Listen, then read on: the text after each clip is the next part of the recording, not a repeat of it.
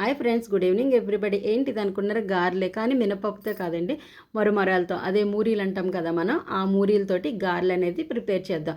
So మన ఇంట్లోని ఈ మూరీ మిక్చర్ కదా యూస్ చేస్తాం కదా, సో ఇలాగా వీటితో కూడా గారెలు ప్రిపేర్ చేయొచ్చని ఈ రెసిపీ అనేది మీకు చూపిస్తున్నాను. ఫస్ట్ ఈ మూరీలు తీసుకొని దాన్ని నీటిలో వేసి ఉంచాలండి. అలాగే దీనికి కావాల్సింది ఇంగ్రీడియంట్స్ పెరుగు, అలాగే సూజీ రవ్వ, అదే ఉప్మా నూకండి. అలాగే సో ఈ 3 ఇంగ్రీడియంట్స్ మెయిన్ ఇంపార్టెంట్ అండి. వీటిని ఏం చేయాలంటే ఫస్ట్ ఆ మూరీలు తీసుకొని నీటిలో వేసి జస్ట్ ఇలా వేస్తే చాలు, అలా నానిపోద్ది కదా, దాన్ని ఇలాగా దాంట్లోంచి వాటర్ తీసేసి మిక్సీలో వేయాలండి. అన్ని మూరీల్లో అలా వేసేసిన తర్వాత మనం సూజీ కూడా తీసుకోవాలి.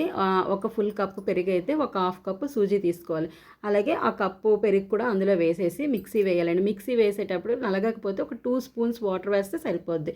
సో ఇలా మెత్తగా గార్ల పిండిలాగా మనం చేసుకోవాలండి. చూడండి, ఇలా చేసుకున్న తర్వాత 2 స్పూన్స్ కార్న్ఫ్లోర్ వేయాలి. అలాగే ఆ బ్యాటర్ని బట్టి ఎంత అవసరమైతే అంత సాల్ట్ వేసుకొని మొత్తం మిక్స్ చేసి ఒక 10 మినిట్స్ అనేది ఇలాగా కవర్ చేసి ఒక దగ్గర ఉంచాలండి.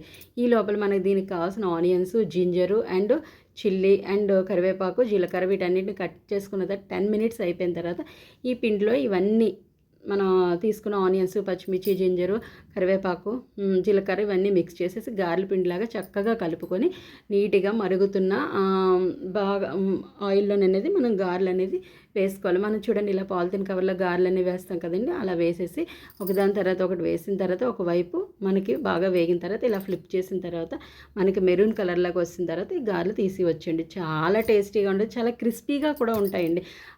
చూడండి, ఇలాగా మంచి గోల్డెన్ కలర్లోకి వచ్చిన తర్వాత ఈ గారెలు తీసుకొని సర్వ్ చేసుకుంటే చాలా టేస్టీగా ఉంటుంది.